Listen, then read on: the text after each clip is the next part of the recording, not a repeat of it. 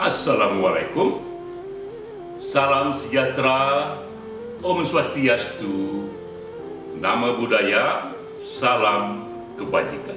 Awalnya adalah kearifan, awalnya adalah wisdom, dan kearifan tersimpan di dalam puisi.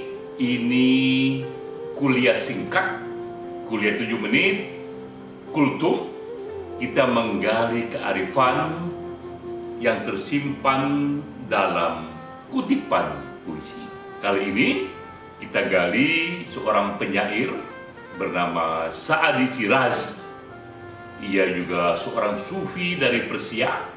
Ia hidup di tahun 1210 hingga 1292. Ini sufi yang hidup 800 tahun yang lalu. Kita kutip puisinya dari buku Bustan. Ini buku yang oleh koran legendaris dari Inggris, Guardian. Buku ini dianggap satu dari 100 buku terbaik sepanjang masa.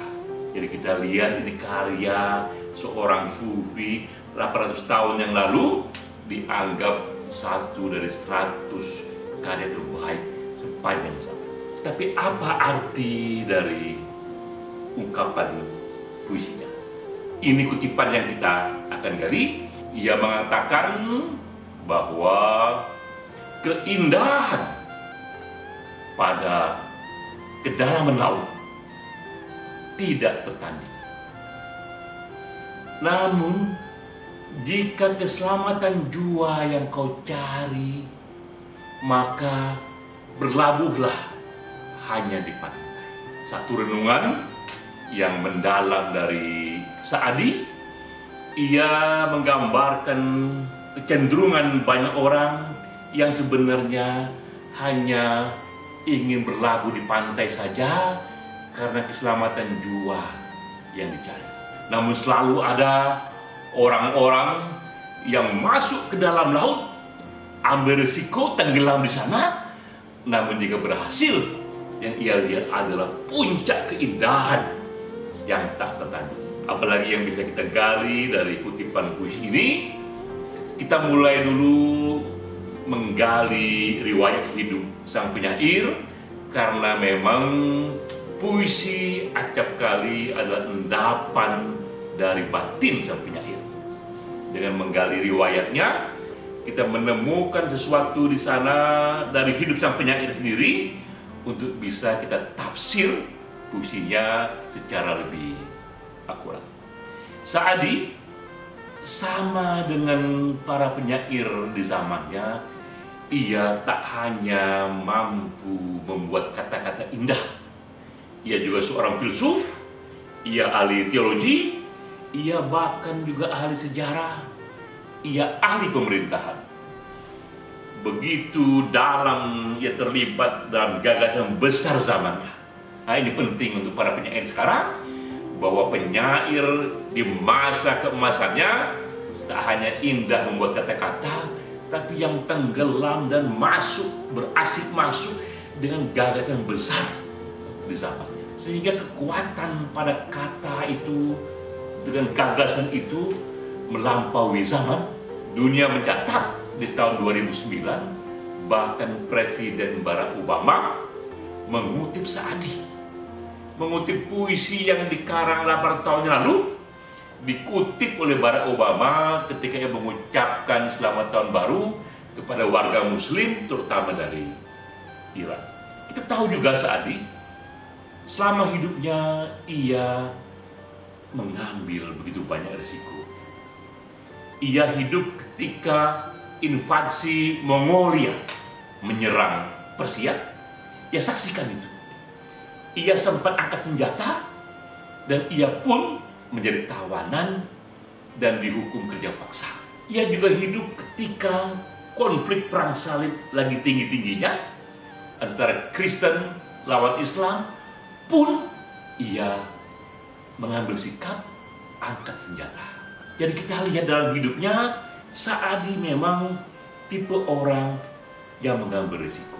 Dalam puisinya, ia gambarkan itu, ia adalah mereka yang ingin tenggelam ke dasar laut karena menikmati puncak keindahan di sana, namun risikonya ia tenggelam di dalam laut itu.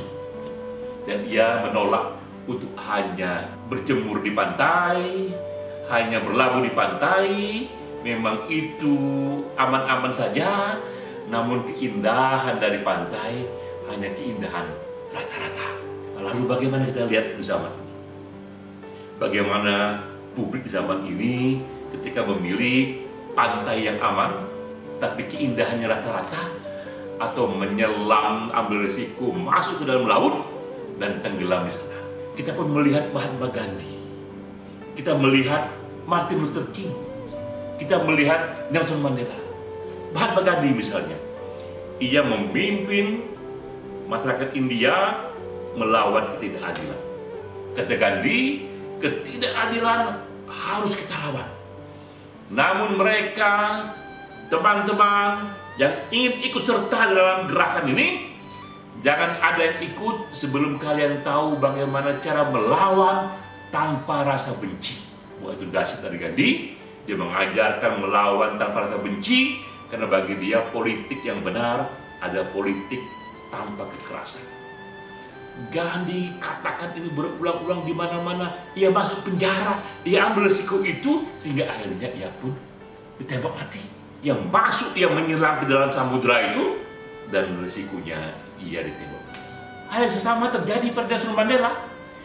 Ia menentang ketidakadilan hanya karena kulit hitam seorang warga didiskriminasi. Hak politiknya, hak sosialnya, hak ekonominya. Nelson Mandela menentang ini, ia ambil risiko itu, dan akibatnya 27 tahun ia dipenjara. Ia ambil risiko itu. Hingga pernah kita mendengar di satu waktu Nelson Mandela kepalanya dikencingi oleh seorang sipir penjara. Ia hanya diam saja, tapi dalam hatinya tetap berkobar, ketidakadilan harus dilawan, namun ia melawan dengan caranya sendiri. Hingga akhirnya Nelson Mandela menang. Ia dikeluarkan dari penjara, dan ia pun jadi presiden, dan ia undang sipir penjara yang mengencingi kepala dia itu. Ia tetap tumbuh sebagai personality yang sehat, tapi ia berbeda dengan para pemimpin yang lain. Ia tidak hanya berdiri di pantai, ia tenggelam, menyelam ke dalam laut, ambil risiko, hingga dipenjara selama 27 tahun. Itulah kedalaman dan pilihan hidup yang kita dapatkan dari puisi Saadi. Itulah kearifannya, ya, bahwa terbentang di hadapan kita ini pilihan yang bebas kita memilih. Apakah kita hanya ingin aman-aman saja dalam hidup ini ala kadarnya? Jika itu pilihan kita, berlabuhlah di pantai, kau akan selamat dari gelombang yang besar, tapi keindahan yang kau lihat rata-rata saja. Atau kau tipe seorang yang berani menyelam ke dasar laut, karena nanti di sana kau lihat, ya kata Saadi, keindahan yang tak tertandingi. Namun kau akan beri juga resiko nyawamu sendiri. Itulah kedalaman dari Saadi, itulah keindahan dari puisinya. Sampai jumpa.